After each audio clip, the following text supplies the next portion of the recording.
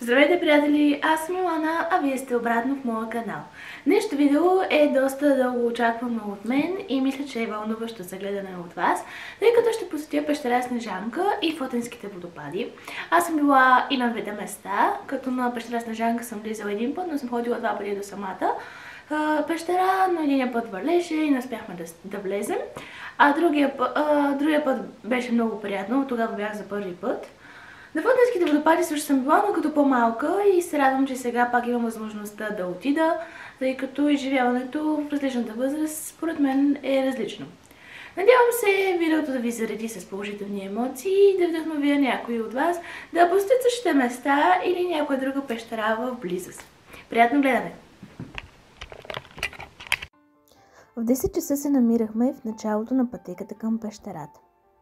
Тя не беше трудна за изкачване и ние направихме малка почивка, с която се качихме за около 30 на минути пред пещерата.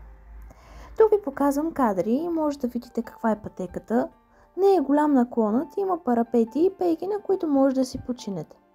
А това е една от гледките, която се разкри пред нас по пътя към пещерата. Приятели, сега сме накрая точно преди пещерата. Ще снимам отвътре.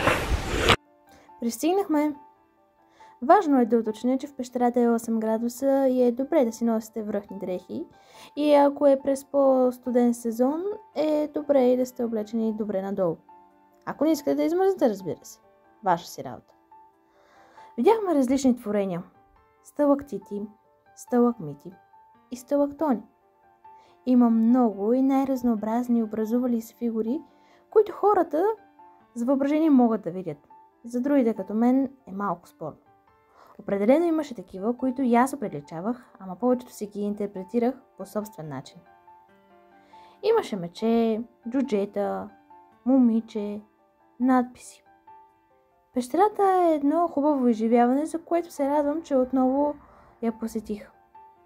Явленията и формите, които можеш да наблюдаваш, не са част от ежедневието ни и е хубаво да бягаме за малко от него, за да видим нещо красиво.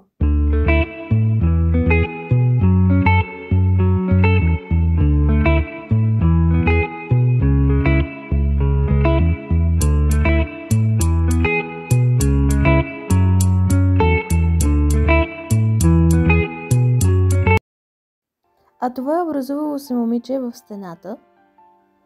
Малко е зловещо, наблюдава се окото, част от носа, устните и косата.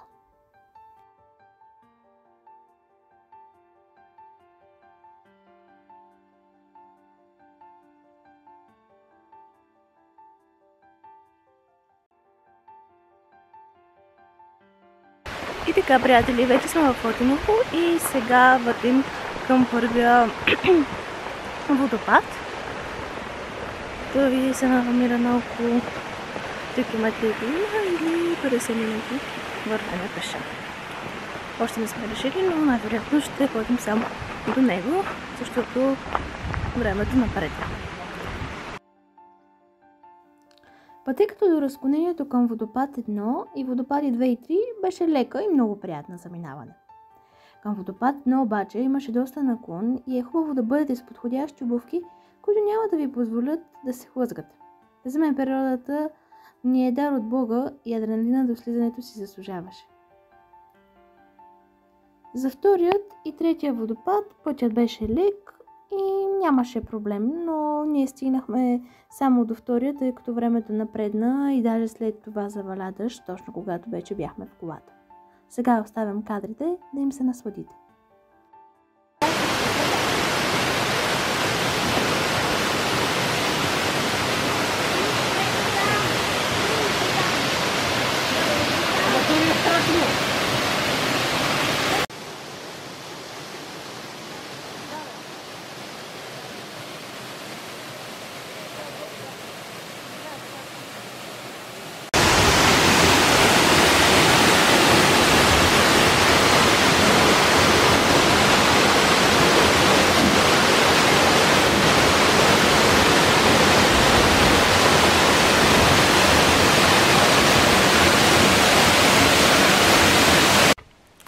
Здравейте, приятели! Днес е следващия ден.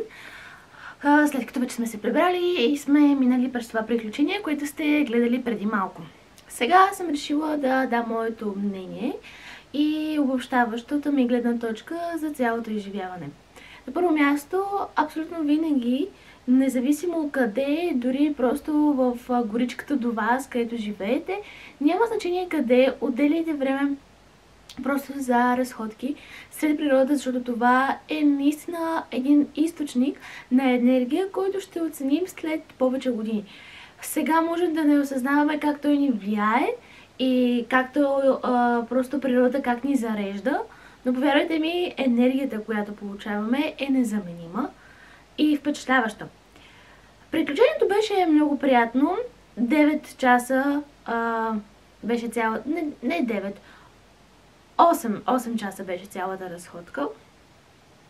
От 10 часа до 6. Като през цялото това време просто се изключваш от всякъде, не усещаш никаква умора, не усещаш как си тече времето. Както просто си минава.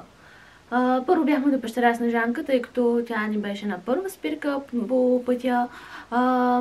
Видяли сте кадрите оттам, няма да се повтарям, само ще кажа, че за всеки, който има възможност или търси просто начин да излезе за малко от ежедневието си, посещавайте пещери, музеи, места, които ще ви обогатят по някакъв начин и ще ви доставят удоволствие да видите нещата, които не срещаме всеки ден в ежедневието си.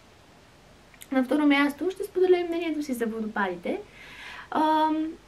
Това ми беше втори път, който ходя там. И имам ярък спомен, че съм ходила само на единия от трите, на втория. Но този път посетих първият и втория, без третия, защото времето много напредна. На първия наистина наклонът, по който трябваше да слезем, беше доста голям и смятам, че не е подходящ за всеки, който се бои от такива...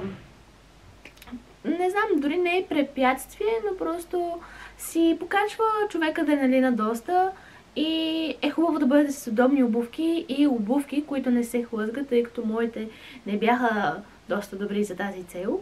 Но все пак успях и съм много благодарна, че отидох и да видя първия, защото беше много красив.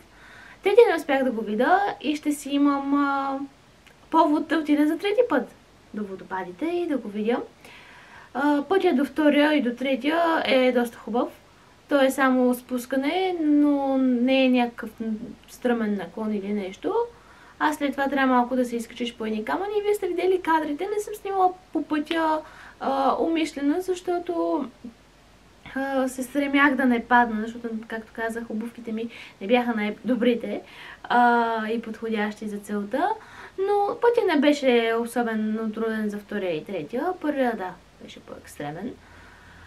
Местата, които посетих вчера, наистина бяха красиви, впечатляващи и времето, което отделих да бъда сред природата и да бъда с хора, на които ми е приятна компанията, определено си заслужаваше, защото се оттърсваш за малко от нещата, които имаш в главата и ежедневието, което така или иначе след това пак продължава.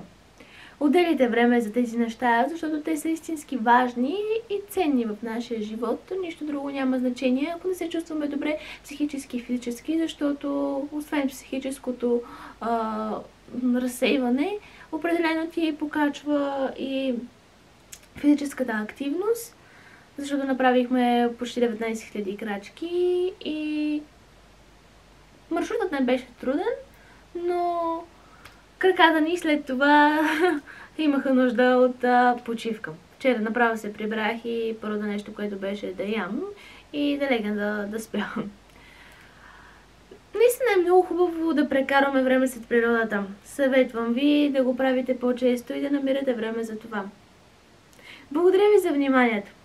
Надявам се видеото да ви е харесало и ако е така, да дайте палчета нагоре и се абонирайте за моят канал с камбанка, за да получавате известия всеки път, когато кача ново видео, защото сега ще почвам да качвам видеа, в които говоря за училище и моята подготовка и как минават първите дни в моето прекрасно и любимо място, училището.